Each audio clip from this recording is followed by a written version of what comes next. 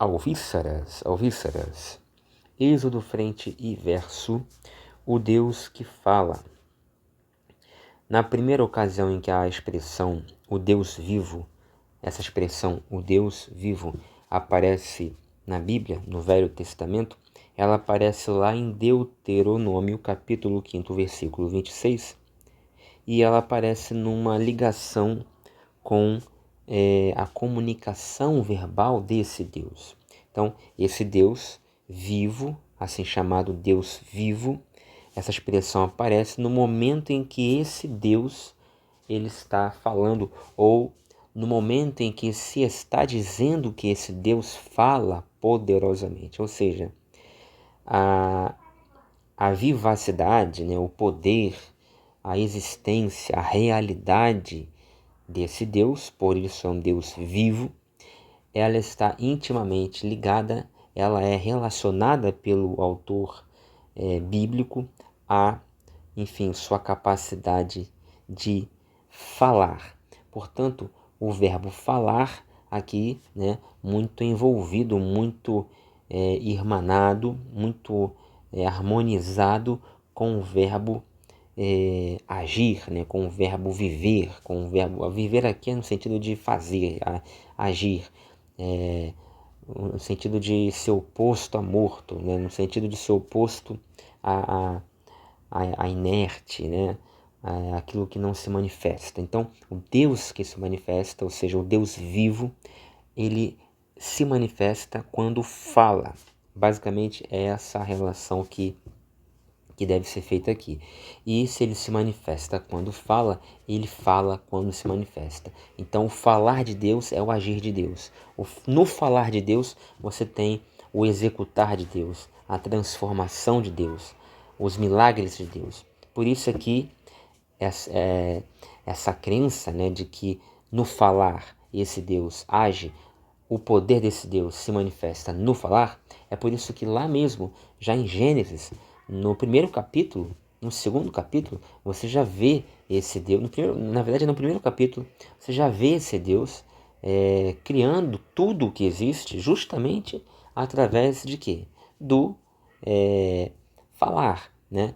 Ou do agir, enfim. E quando você chega ali, Gênesis 1, se não me engano 26, você vai ter esse Deus criando a maior de todas as criaturas, justamente no momento em que ele fala, né? Então ele diz, haja luz, a luz aparece. Ele diz, façamos o homem, a nossa imagem conforme a nossa semelhança. Aí o homem é feito alma vivente, né? Ele diz, haja peixes no mar. Aí os peixes aparecem. Então, no falar desse Deus, esse Deus manifesta todo tipo de grandiosidade, de milagre. Então vamos à leitura de Deuteronômio 5, 26, que vai trazer um exemplo sobre isso. Diz assim, abro aspas, porque quem há de toda a carne que ouviu a voz do Deus vivente falando do meio do fogo, como nós, e ficou vivo. Né? Então veja, e esse Deus vivo, quando fala, e o que ele fala ocorre, o que ele fala acontece poderosamente, e tão poderosamente que quando alguém o vê, né, face a face, ele não tem condição, e essa pessoa não tem condição de ficar viva, né? E por isso que ninguém ficou, digamos assim, teria ficado, né, frente a frente com Deus. Há passagens ali em que Abraão e tudo mais tem ali um tete a tete com Deus, mas na verdade, você tem ali umas metamorfoses de Deus, né? Você tem ali Deus sendo, digamos assim, personificado em varões ou em anjo, né? Como foi o caso também de Ló, né? Então você tem ali, mas na verdade ali você tem ali, na verdade, as teofanias de Deus através de pessoas ou de anjos, né? Agora, o Deus como ele é, né? Sem, digamos assim, teofanias, né?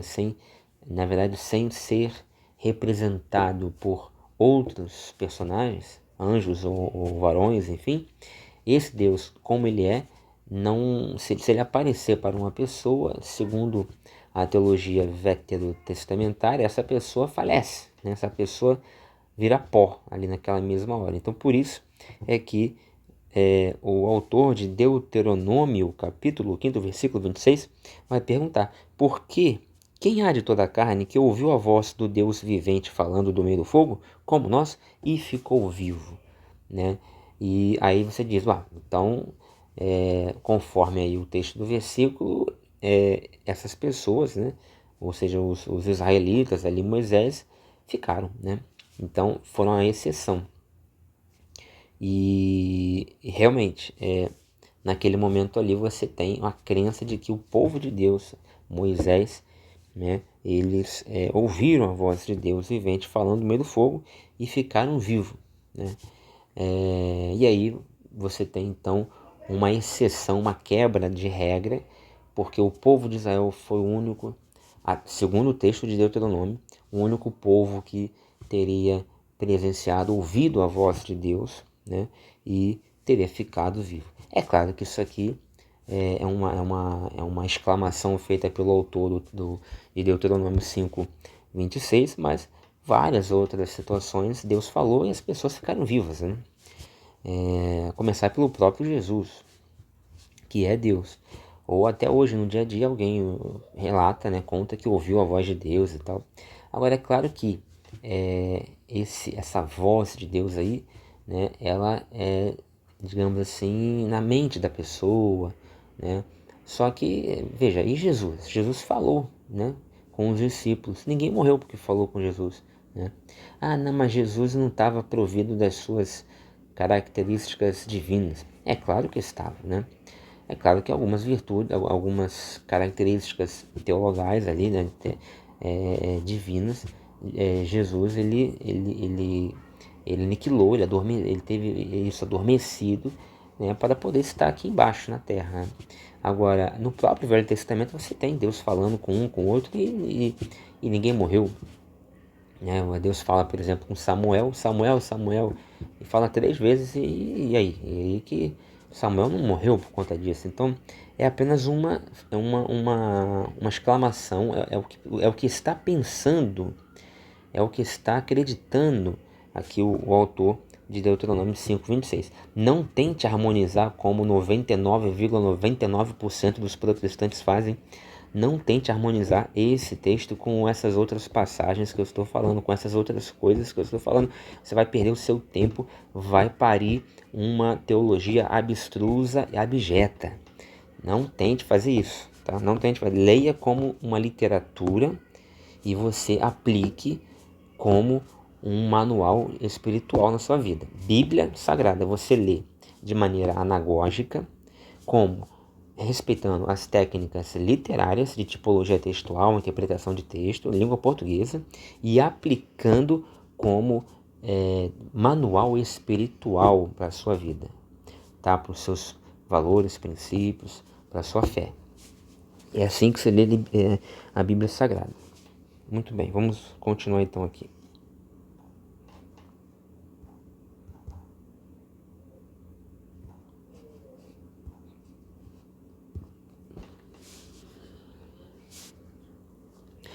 Esta é uma das maneiras pelas quais ele demonstra que é um Deus vivo e ativo. YHWH é um Deus que se revela através da palavra. Êxodo 2, 4 ao 22 é um exemplo desta verdade que precisa ser novamente afirmada em nossos dias, a fim de corrigir o desequilíbrio teológico atual. Nossos antepassados colocaram tanta ênfase no conceito do Deus que fala, que nossa geração provavelmente exagerou a ênfase em relação bem compreensível no conceito bíblico complementar do Deus que age. O que estamos afirmando é que Deus se revela ao homem em palavra e ação, isto é, por um ato interpretado. Palavra e ação, ato interpretado. Como se diz com frequência em teologia bíblica, ato mais interpretação é igual a revelação. Então, ato mais interpretação do ato você tem uma revelação.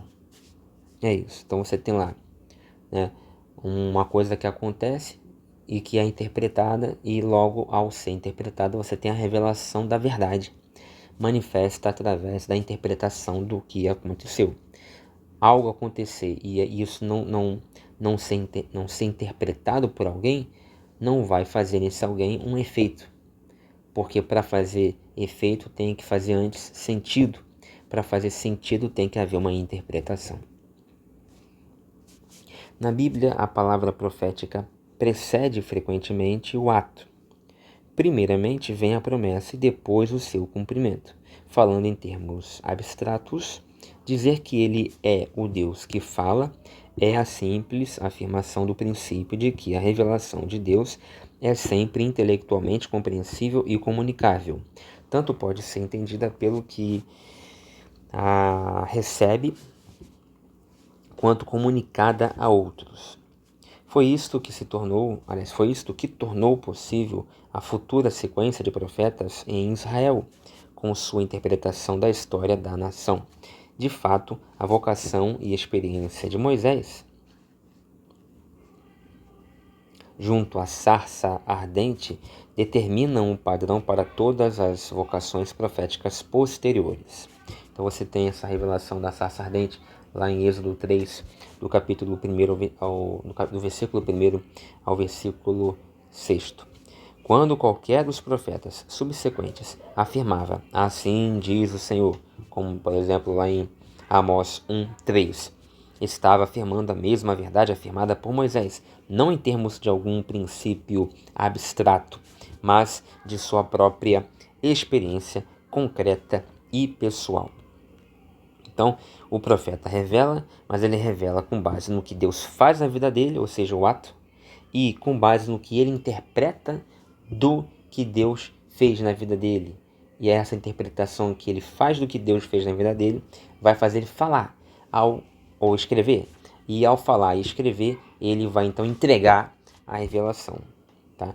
Agora, é claro que não existe somente esta maneira de revelação. Você tem, sim, Deus tomando seres, eu digo seres porque às vezes não é nem ser humano, como a mula que falou com o balão. E tais seres então falam, uma palavra rema, né? E não houve ali um ato e depois uma interpretação. Quando Deus toma a mula e fala com o balão, na hora que toma a mula fala. A mula não recebeu, não aconteceu uma coisa com a mula interpretou o que aconteceu e entregou uma mensagem para balão. E tantas outras passagens também. Então, não é uma regra, tá? Deus fazer, a pessoa interpretar o que ele fez e aí escrever ou falar como se fosse uma moral da história ou enfim, uma revelação. Às vezes tudo isso acontece no mesmo momento. Deus está fazendo, está revelando e a pessoa está dizendo. Então, quando Deus toma a boca da pessoa e fala através da pessoa, Deus está agindo ao mesmo tempo que a pessoa está entendendo, ou seja, interpretando, e ao mesmo tempo em que também já está automaticamente também entregando. Tá? Então, tem essa outra maneira também de primeiro Deus faz na pessoa, a pessoa entende, ou seja, interpreta o que aconteceu e depois usa aquilo ali para escrever ou falar, entregando uma revelação. Tá? Uma coisa, digamos assim, mais racional. Isso acontece com Isaías, por exemplo, quando fica nu, acontece também com, por exemplo, com Oséias, quando tem a experiência de casar-se com a prostituta, depois aquilo ali, então ele interpretando aquilo ali, e aí depois ele entrega ou escreve aquilo ali a posteriori. Então tem essas duas maneiras aí mais comuns de Deus usar o profeta. Ele comunica a palavra de YHWH porque ouviu antes ele mesmo a palavra de YHWH. De modo análogo, o apóstolo Paulo, em 1 Coríntios 11, 23, expressa: Eu recebi do Senhor o que já antes vos tinha transmitido. Na noite em que foi traído, o Senhor Jesus tomou o pão. Depois de ter dado graças, partiu-o, dizendo: Tomem e comam. Este é o meu corpo que é dado em vosso favor. Façam isto em memória de mim. Então, na versão aí do livro, né? Versão portuguesa da Bíblia, chamada O Livro, de 1 Coríntios 11, 23 e 24. E se você for lá em Êxodo 16, 23, vamos lá, Êxodo 16, 23,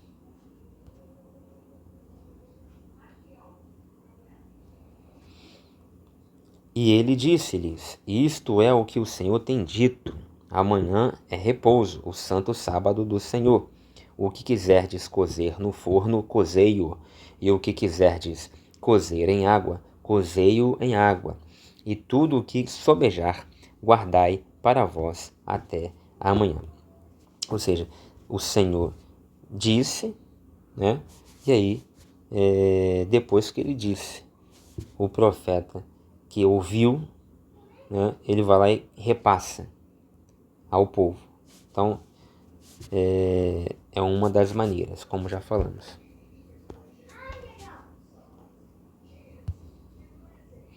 O conceito do Deus que fala se apresenta de maneira profunda em todo o livro de Êxodo. É verdade que no Sinai todo o Israel ouviu a voz de Deus, simbolizada pelo trovão, lá em 19:19, e tremeu também diante dela, lá em 20:18. A característica suprema do relacionamento peculiar entre Moisés e Deus é que ele falava face a face com ele. É diferente. Não é que ele ouviu um trovão. O que torna Moisés, uma das coisas, né, que torna Moisés específico, bem peculiar, um grande profeta, é que ele falava face a face com Deus, abertamente, como está lá em 33:11. Ao contrário da maneira indireta pela qual, eventualmente, se comunicava com outros, com outras pessoas. Então, até mesmo Noé, por exemplo, né? Um grande patriarca, mas Deus não falou face a face com Noé, né? Ou com Abraão. Abraão, por exemplo, foi lá para ver as estrelas, né? Abraão olhou para o céu e ouviu a voz, mas esse face a face aqui de Moisés é porque Deus lhe passou, segundo o texto, ele passou atrás da montanha assim, e por uma fresta, né, da montanha, por uma saliência no relevo orológico ali aquela montanha, houve aquele segundo ali de face a face, ou seja, em que a luz de Deus alcança diretamente a face de Moisés. Tanto é que é face a face mesmo, que quando ele desce do monte, ele desce com a fronte, né, com o senho, com o semblante totalmente iluminado, né? E ele desce com aquela luz no rosto.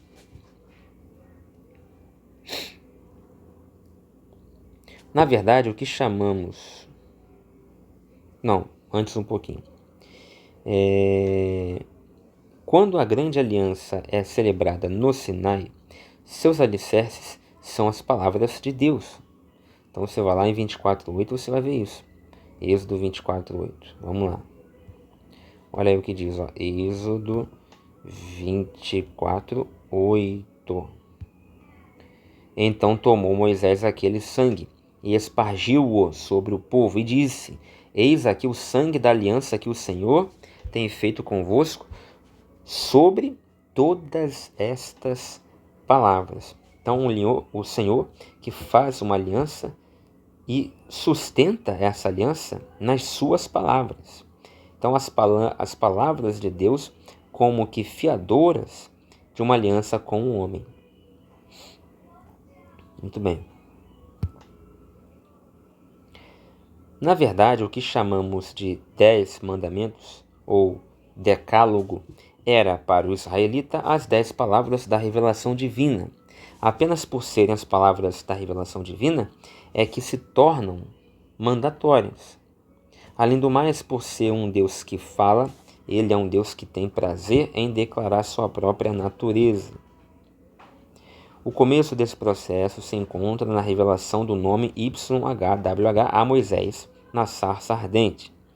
Em nenhum outro lugar, entretanto, ele fica mais claro que na grande autodeclaração do nome de Deus, isto é, sua natureza em Horebe. Então, isso ocorre lá em 34, do 6 ao 7. E ocorre em resposta à oração de Moisés para que Deus lhe revelasse seus caminhos e Moisés pudesse conhecê-lo. Então você vai em Êxodo 34, 6 e 7.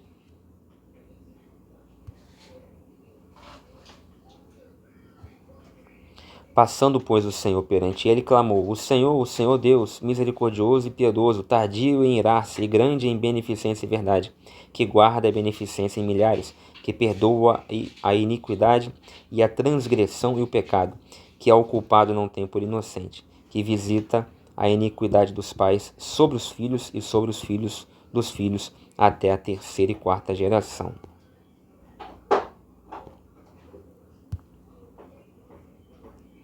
A palavra de revelação que daí procede é profundamente verdadeira.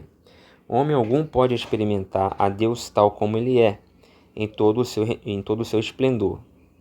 Então, a gente já viu isso na nossa aula sobre a vida de Jó, que Jó, ele acreditava que podia conhecer, já tinha conhecido a Deus, né? E o único pecado de Jó era a soberba de achar que já conhecia a Deus suficientemente, que o seu reservatório espiritual já estava cheio demais e não havia mais o que ser enchido.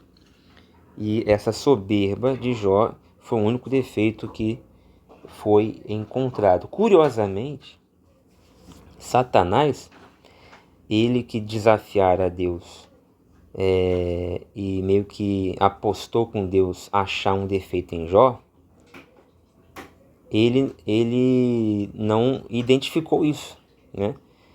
Ele desafiou a Deus e o que ele disse a Deus: toca na saúde dele, toca nisso, toca naquilo, toca nos bens, toca lá, toca aqui, toca ali, toca na mulher, toca nos filhos.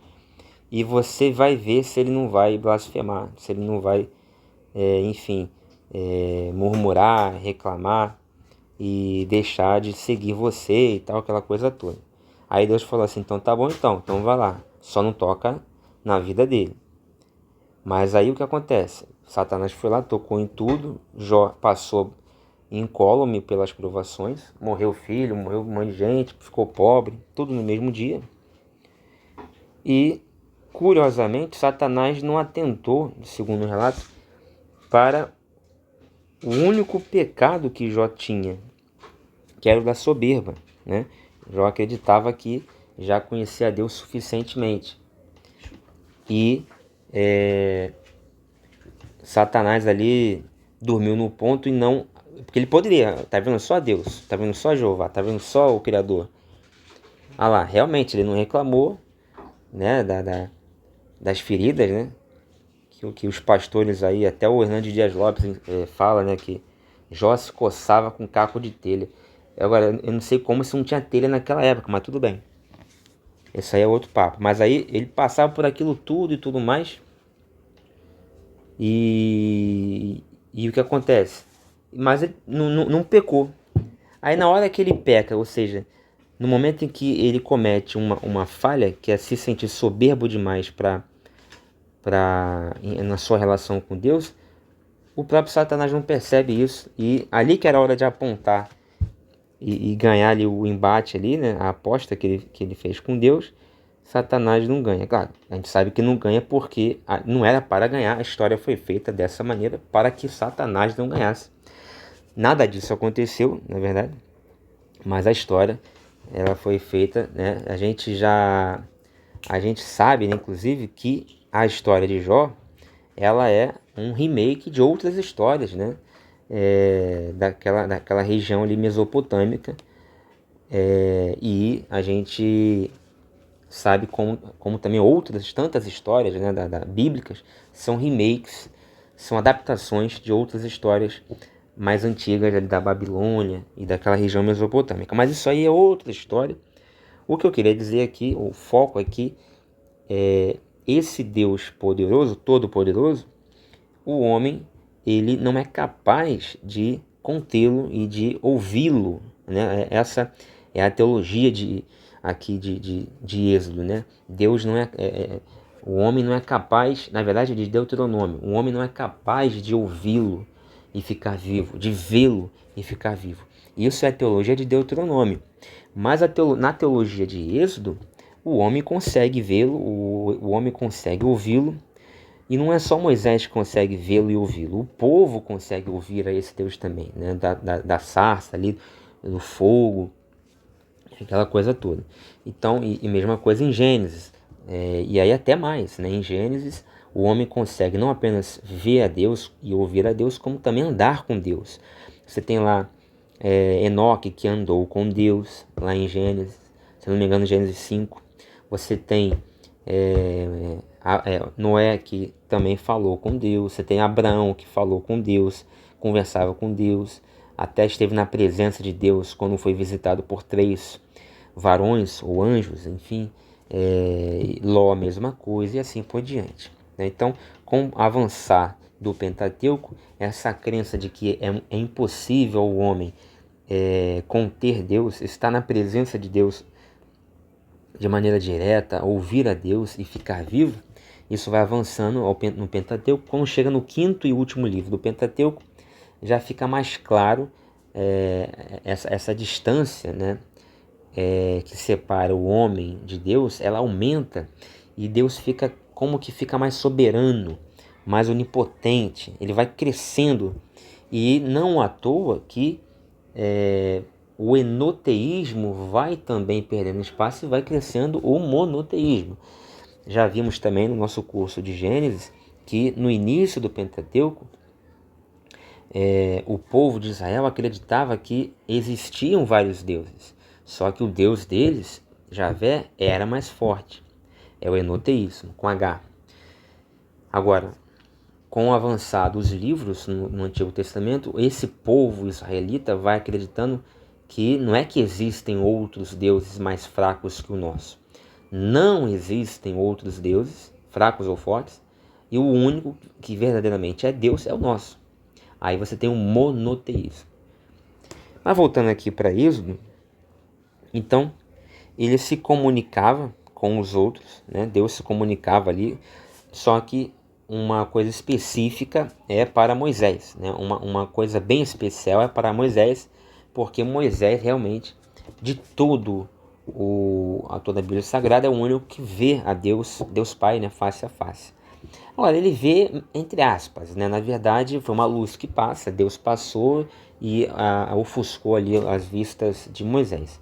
Agora, é um relato, né? Muito especial. Quando Jesus, lá em Paulo, lá em Atos, né, aparece para Paulo, também lhe ofusca os olhos, ele fica cego. Agora, o Deus Pai, quando aparece para Moisés, não deixa Moisés cego, né? Talvez porque ele tenha passado por detrás da rocha, né, da montanha. Enfim, aí são especulações. O fato é que é uma diferença que é feita ali a Moisés, o único que conseguiu ficar frente a frente, face a face com Deus.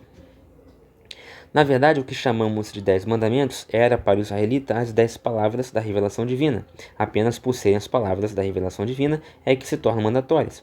Além do mais, por ser um Deus que fala, ele é um Deus que tem prazer em declarar sua própria natureza. O começo desse processo se encontra na revelação do nome Yahvé a Moisés na sarça ardente. Em nenhum outro lugar, entretanto, ele fica mais claro que na grande autodeclaração do nome de Deus, isto é, sua natureza, em Horebe, em resposta à oração de Moisés. Já vimos. Vamos lá. A palavra de revelação que daí procede é profundamente verdadeira.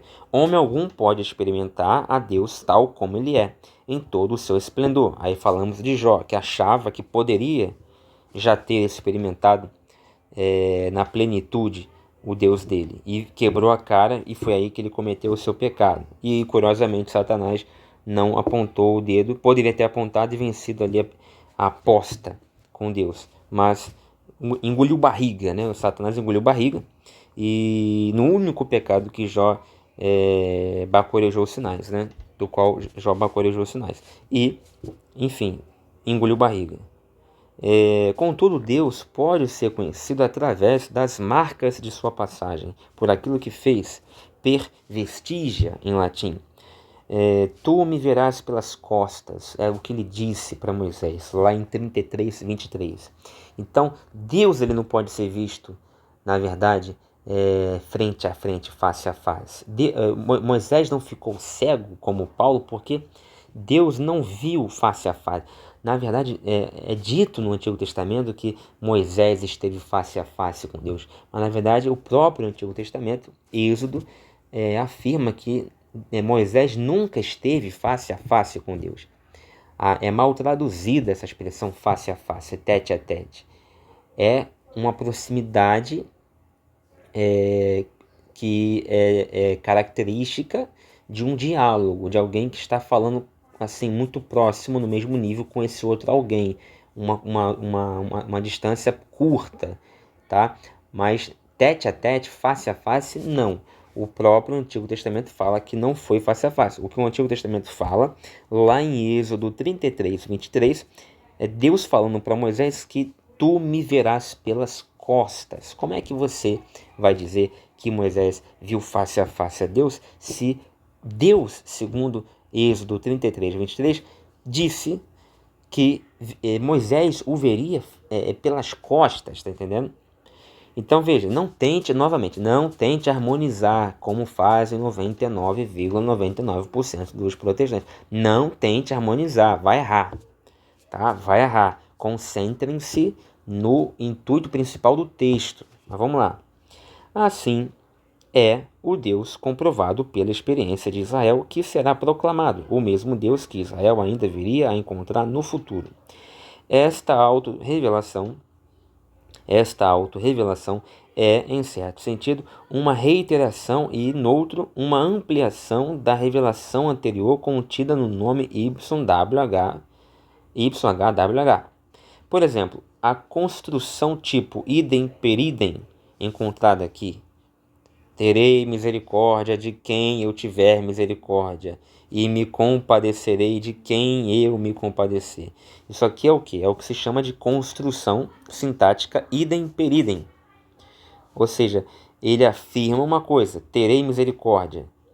Aí ele coloca um condicional, somente de quem eu tiver misericórdia. Ah, mas é tautologia? Sim, mas é uma construção hebraica da época.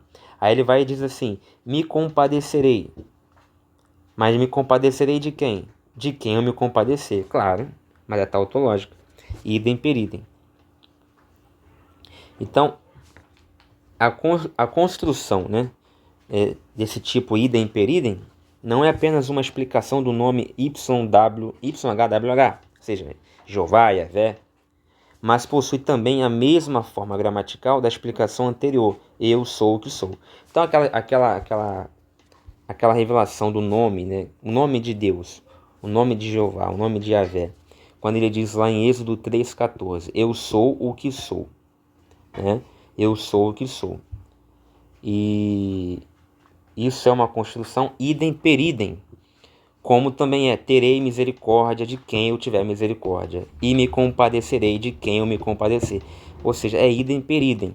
É um tipo de declaração de composição frasal, sintática, né, da época, daquela literatura, daquele hebraico. A questão da natureza deliberadamente restritiva desta construção é discutida. Ela certamente enfatiza tanto a atividade de Deus quanto a sua completa soberania no exercício dessa atividade. É notável que a atividade divina venha primariamente definida em termos positivos, ou seja, literalmente graça e misericórdia. Isso Israel certamente já comprovara em sua experiência histórica. As frases iniciais da declaração mais completa, registrada no capítulo seguinte, descrevem a Deus da mesma maneira. Então você vai lá, por exemplo, para 34, 6 e 7, de novo. Aí você vai ver um Deus que é misericordioso, gratuito, piedoso, exatamente como é dito aqui nessa passagem de 33, 19.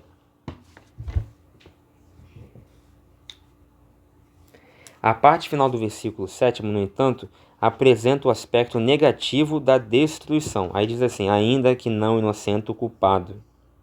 E visita a iniquidade, ou seja, mostra o outro lado.